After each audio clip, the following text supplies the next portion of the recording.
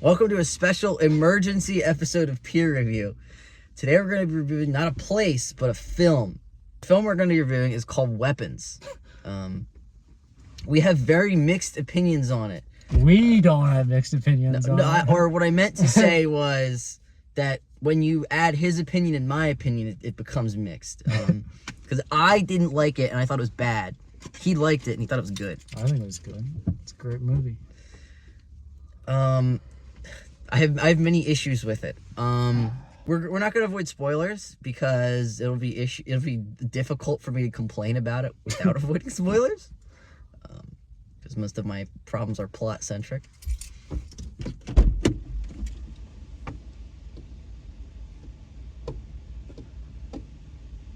Bug Patrol.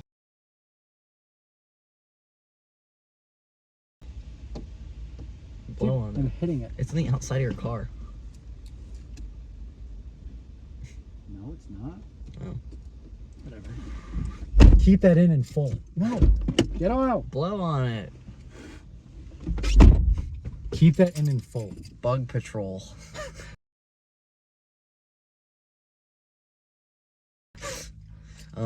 That's my biggest issue with the movie is that there's a bug in it and Luke had to swat at the screen the whole time.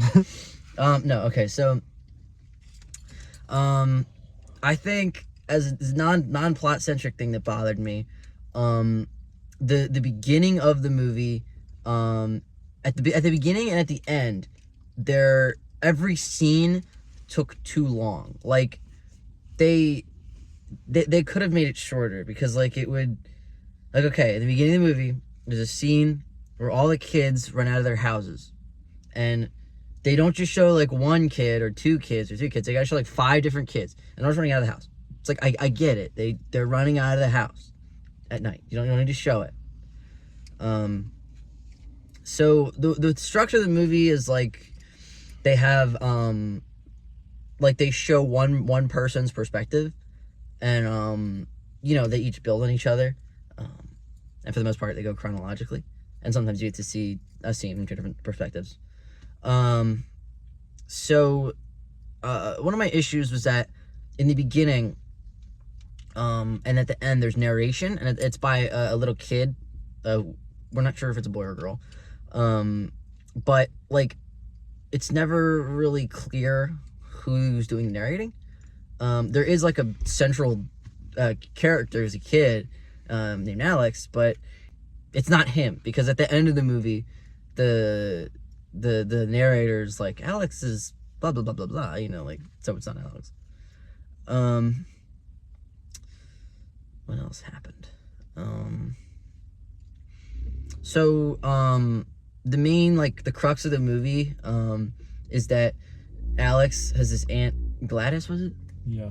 His aunt Gladys comes into town and she's living with him, and she's a witch, and she does witchy business, and she has this thing. So she has this tree, and there's these sticks that come off the tree, and they're thorny, and when she wraps a person's hair around she cuts herself on the stick, and spreads it all over the stick, and then the blood, and then she wraps her target's hair around the stick, and then somebody that she's hypnotized to be her weapon is they attack the person whose hair it is.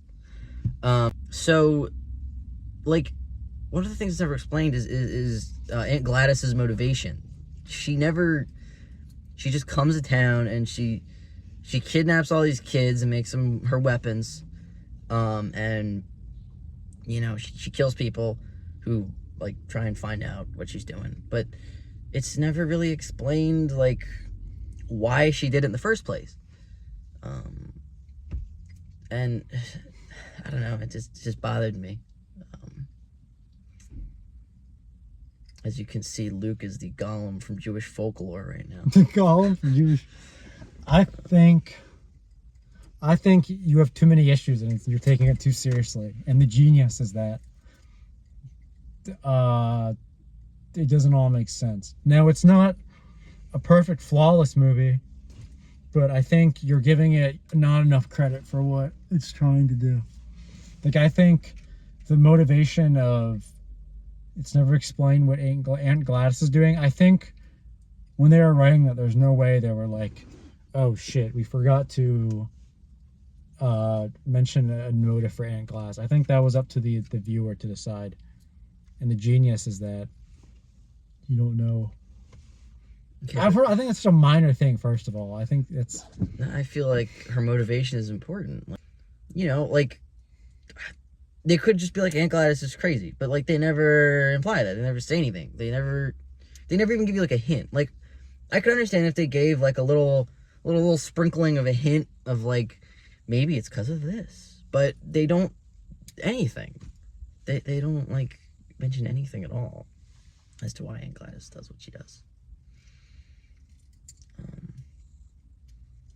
Another minor problem I had was so one of the main characters is the father of one of the kids that disappeared. Arthur Graff is his name. And so he does this thing.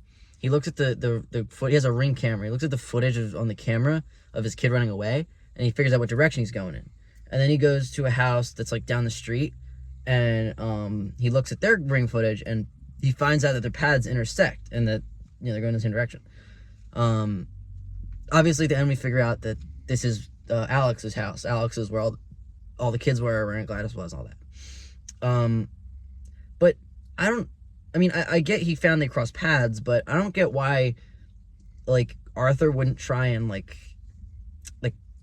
confirm, like, and go to other people's houses, because I'm sure there are more than just 2 people with Ring cameras in the whole the whole neighborhood.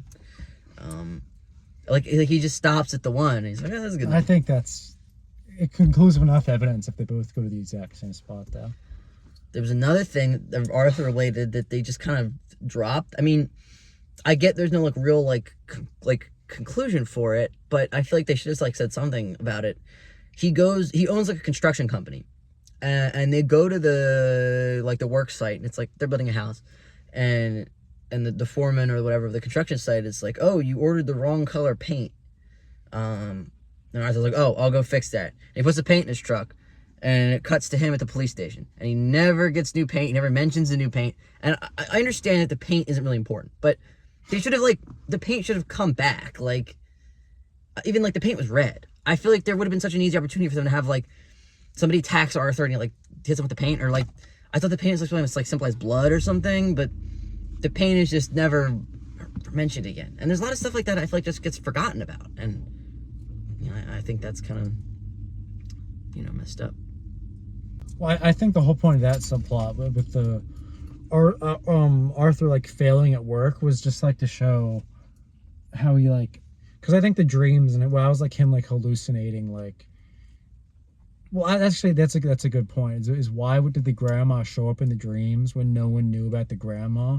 Was the grandma like hacking into the dreams? Yeah, she's like a witch, supernatural.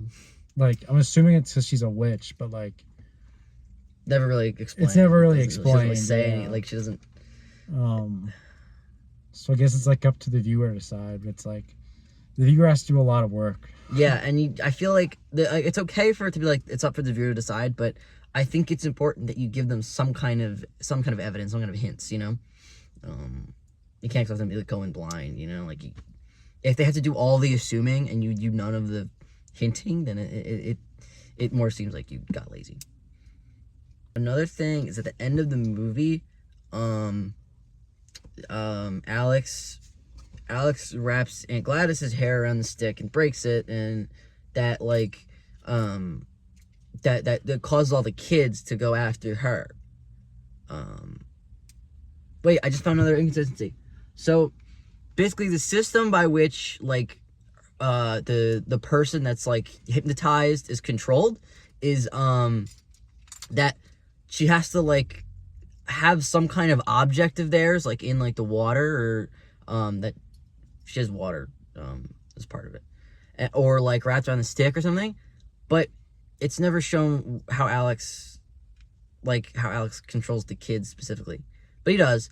He controls the kids, and they all go after Aunt Gladys and kill her. And that scene is pretty cool. Like, they rip her apart, and like it's really gory, but like not in like a oh, there's just blood everywhere. Like it's like the effects are well done. I don't know if it probably was CGI, but it's pretty cool looking. But at the end, Arthur follows the trail that the kids left, and he gets to all the kids standing around Gladys's ripped apart corpse, and he sees his kid, and he's like, oh my gosh, Matthew, and he comes and he picks him up and he hugs him. He just walks away, but he doesn't seem to notice like the ripped apart old woman on the ground, and the narration never mentions like any kind of. It doesn't even mention Aunt Gladys at all. It doesn't mention like, oh, there's a ripped apart old woman corpse. What do you want? What do you want? They should say like, oh, the police looked into the matter and they couldn't find records of any woman named Gladys related to Alex. Like they don't mention like any of the like all this freaky deaky shit that happened. Like they're inside the house, a couple of the main characters inside of the house, and they get attacked by this cop and this homeless guy. But they don't mention that. They don't mention like the one of the other main characters, the teacher, gets like.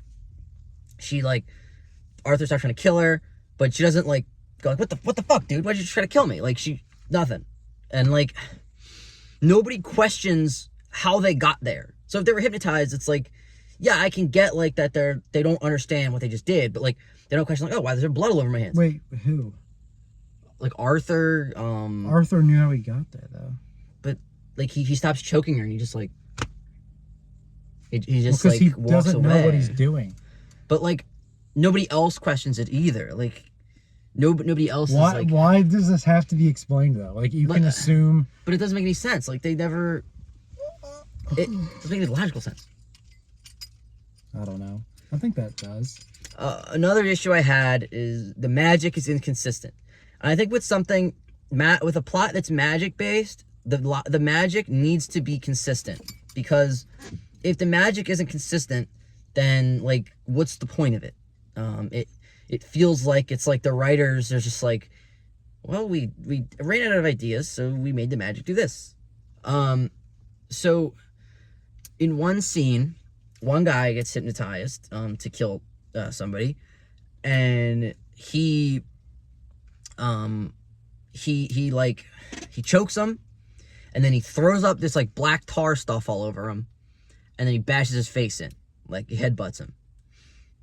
But nobody else ever does that in the rest of the movie. Nobody else throws up. I think one other person bashes his head in, but... No, I don't think so. Okay, well, everybody else just chokes. That's, like, all they do is just choke him. But only him throws up, too. And it's like, why, like... I don't know. Like, why'd they make him throw up and nobody else? It feels like it was a trailer scene. It feels like... They like, okay, we need to make this one like the cool death that we put in the trailer. The rest will be just choking, but like this one's the one where he throws up because he needs to throw up for the trailer. It doesn't make a whole lot of sense. Yeah. Say he liked the movie. He agrees with me. I think that's the extent of my complaints. What would you give it out of 10 though? Out of 10? Okay. Were you entertained? I must admit, while the movie annoyed me, I didn't really like it, it entertained me. Like, the experience of watching it was enjoyable. So I'd probably give it like a 6.5 out of 10. That's fair. What would you give it? 7.5. No, I feel like I score lower now. I was like, complaining about it. All right. Well, I've been rambling very much. Sorry if I got heated. Sorry for this unusual episode of Peer Review. We'll see you in the next one. Any final thoughts? Good movie. Bad movie.